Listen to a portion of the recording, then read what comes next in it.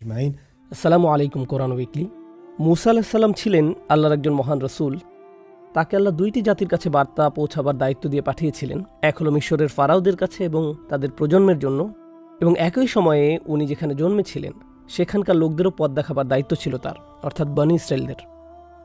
তার জীবনের প্রথম ভাগ ছিল মিশরে, এবং পরবর্তী ভাগ ছিল যখন তারা আল্লাহর সাহায্য নিয়ে মিশর থেকে পালিয়ে গিয়েছিলেন এবং একসময় তারা পানিপথ পার হলেন। আজকে যে আয়াত আমি আপনাদের সাথে আলোচনা করতে চাই সেটা হলো পানিপথ পার হওয়ার পরের ঘটনা। আমার মনে হয় সেটা খুবই জরুরি এবং আমাদের এখনকার সময়ের সাথে খুবই সামঞ্জস্যপূর্ণ। তো আল্লাহ বলেন, ওয়াজাওয়াজনা বানি ইসরাঈল আল বাহর, আমি বনী ইসরাইলদেরকে পানি পার করালাম। অন্যভাবে বললে আল্লাহ সুবহানাহু ওয়া তাআলা বলছেন একমাত্র তিনিই তাদেরকে পানি পার হতে সক্ষম করলেন। ফাআতাউ আলা কওমিন ইয়াকুফুনা আলা আসনামিল লাহুম, ওরা এখন সিনাই মরুভূমিতে, এবং এখন তারা এমন এক জাতির কাছে এসে পৌঁছল যারা তাদের মূর্তিগুলোর সামনে খুব মনোযোগ দিয়ে বসেছিল। ইয়াকুফুনা আলা আসনামিল লাহুম। একটু ভেবে দেখুন, আমরা যখন প্রার্থনা করি তখন আমরা খুবই অমনোযোগী হয়ে পড়ি, আমরা অমনস্ক হয়ে পড়ি। আমরা বেশিরভাগই যখন প্রার্থনা করি, এমনকি সবচেয়ে ছোট সূরাও যেমন ইন্না আতাইনাকাল কাউসার, এটা পড়ার সময়ও আমরা অন্যমনস্ক হয়ে পড়ি। আর রোজার সময় কারি যখন পুরো এক পারা তেলাওয়াত করছেন, সে কথা না হয় নাই বললাম, আমরা তার পেছনে দাঁড়িয়ে ভাবি যে রুকু তো কখন যাবে, আমরা সেটাই বারবার চিন্তা করতে থাকি। কিন্তু আপনি দেখবেন অন্য ধর্মে বিশ্বাসী মানুষেরা, বিশেষত যেসব ধর্মে অনেক ছবির ব্যবহার রয়েছে, দেখবেন যিশুর মূর্তির সামনে মানুষ 1 ঘন্টা ধরে বসে আছে। তারা একটা গির্জায় কোনো এক মূর্তির দিকে অপলক তাকিয়ে আছে। আবার অনেকে অনেক লম্বা সময় ধরে ধ্যানে বসে থাকতে পারে। আপনি জানেন মানুষ অনেক দীর্ঘ সময় ধরে যোগব্যায়াম করতে পারে। আর আপনার তখন মনে হয় এদের কি গভীর মনোযোগ, অথচ যখন মুসলমানরা প্রার্থনা করে তাদের কোনো মনোযোগ নেই। যদিও আমরা খুব চেষ্টা করি মনোযোগ দিতে, কিন্তু আমরা পারি না। যখন বনী ইসরাইলরা এমন এক জাতি পেল যারা যে শুধু মূর্তি পূজাই করছে তা নয়, তারা দেখল ওরা তাদের মূর্তির সামনে খুব মনোযোগ দিয়ে বসে আছেন। ইয়াকুফুনা আলা আসনামিন, ওরা ওদের মূর্তির সামনে সব কিছু ভুলে পূর্ণ একাগ্রতায় বসে আছে। এটা দেখে বনী ইসরাইলরা ভাবছে এরা নিশ্চয়ই কিছু একটা জানে, এর কোনো একটা উপকার তো আছেই। আমার মনে হয় আমাদেরও মনোযোগ বাড়াতে ওদের কিছু পদ্ধতি অনুসরণ করা উচিত।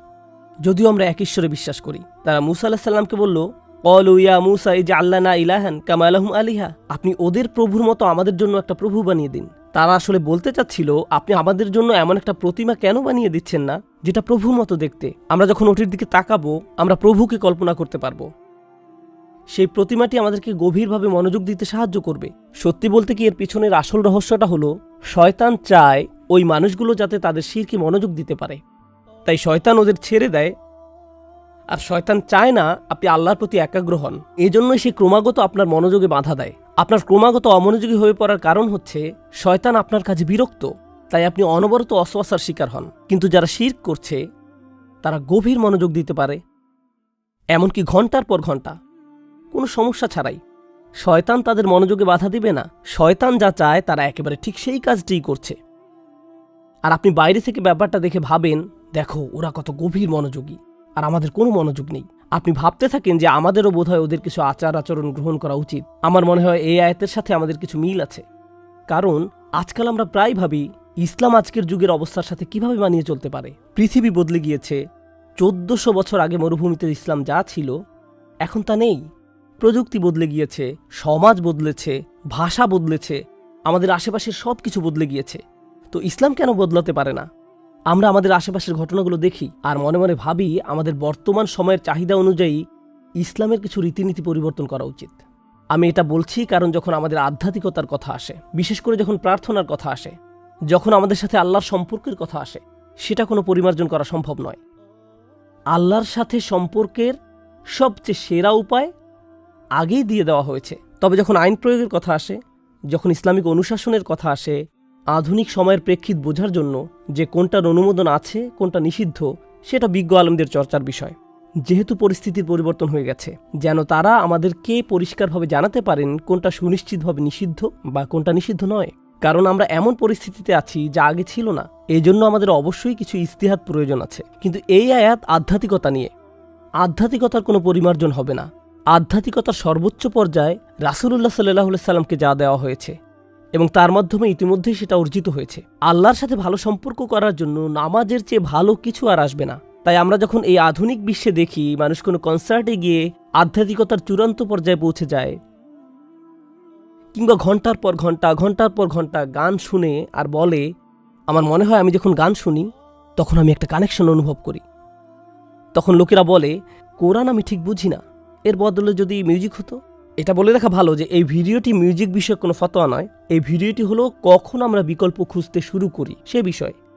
বনী ইসরাঈলীরাও বিকল্প খুঁজছিল, বলছিল এটা আমাদের বেশি কাজে লাগবে। এরা এমন একটা কিছু বের করেছে যেটা তাদের বেশি কাজে লাগে। এবং মূসা আলাইহিস সালামের উত্তর ছিল খুব সুন্দর, ইন্নাকুম কওমুন তাজহালুন, তোমরা এমন এক দল মানুষে পরিণত হয়েছ যারা তাদের কামনা এবং আবেগের দাস হয়ে গেছে। তোমরা আবেগ দ্বারা নিয়ন্ত্রিত হচ্ছ। আজকে তোমাদের এটা ভালো লাগছে, তাই তোমরা ইসলামকে সে অনুযায়ী চাচ্ছ। আগামীকাল তোমাদের অন্য কিছু ভালো লাগবে, তারপর তোমরা ইসলামকে সে অনুযায়ী পরিবর্তন করতে চাইবে। সুবহানাল্লাহ, তোমরা এটাই শেষ পর্যন্ত করতে চাচ্ছ, তোমরা এখানেই থেমে থাকবে না। এজন্যই আমাদেরকে আমাদের ধর্মের মূল রীতিনীতি আঁকড়ে থাকতে হবে, কারণ ওগুলো সর্বকালীন, ওগুলো সত্যি সত্যি চিরন্তন। এবং যদিও কোনো রেওয়াজ, রীতি বা অন্য কোনো সামাজিক আচরণ আপনার আকর্ষণীয় লাগতে পারে, কিন্তু যদি সেগুলো ইসলামের মূল শিক্ষার সাথে সঙ্গতিপূর্ণ না হয়, ওটা হবে অনর্থক। এটা বলার মতো যে আমাদের বোধহয় ধর্মকে আধুনিক করা দরকার, যাতে এটা আরও ভালোভাবে খাপ খায়। অনেক আগে আমার সাথে একজনের দেখা হয়েছিল, যে আমাকে বলেছিল যে আমি দেখেছি যখন বসে প্রার্থনা করি তখন আমি বেশি মনোযোগ দিতে পারি, কারণ আমি আগে চার্চে যেতাম এবং আমি 2 ঘন্টা ধরে ধর্মীয় কথা শুনতাম, খুবই ভালো লাগতো।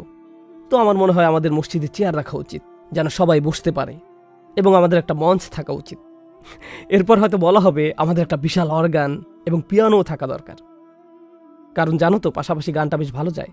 কারণ জানো তো একটার পর একটা আসতে থাকবে। এবং জানো, এই যে নামাজ, উঠবস, ব্যায়াম, আমি এর ঠিক কোনো মানে খুঁজে পাই না। আমাদের তো শুধু সব শুনলেই হয়, এবং আমরা যদি ইংরেজিতে নামাজ পড়ি সেটা আরও ভালো হয়, সেটাই তো যথেষ্ট, তাই না? আমরা এভাবে বলতেই থাকবো, এভাবে করলে সুবিধা হয়, এটা করলে ভালো, এতেই সুবিধা। আর আপনি টের পাওয়ার আগেই দেখবেন রাসূলুল্লাহ সাল্লাল্লাহু আলাইহি সাল্লামকে যা দেওয়া হয়েছিল এটা আর সেই ইসলাম নেই। কিছু কিছু জিনিস আছে যেগুলো সর্বকালীন, যা পৃথিবীর ভিন্ন ভিন্ন সমাজ সংস্কৃতিতেও টিকেছে, এবং এই সমাজে না টেকার আদৌ কোনো কারণ নেই। যেই মুহূর্তে আমরা ভাবতে থাকবো আমরা একদম ভিন্ন রকম আধুনিক অবস্থানে আছি, যা সব কিছু নতুন করে ভাবার দাবি রাখে, প্লিজ এটা বলবেন না। সব প্রজন্মই এভাবে ভাবে, আমাদের আগের প্রতিটি প্রজন্ম এভাবে ভেবেছে। ইসলামের 800 বছর পর পৃথিবী পুরো অন্যরকম ছিল, আর এখন ইসলাম আসার 1415 সাল পরবর্তী অবস্থা। তাই আমাদের এভাবে ভাবা উচিত নয়।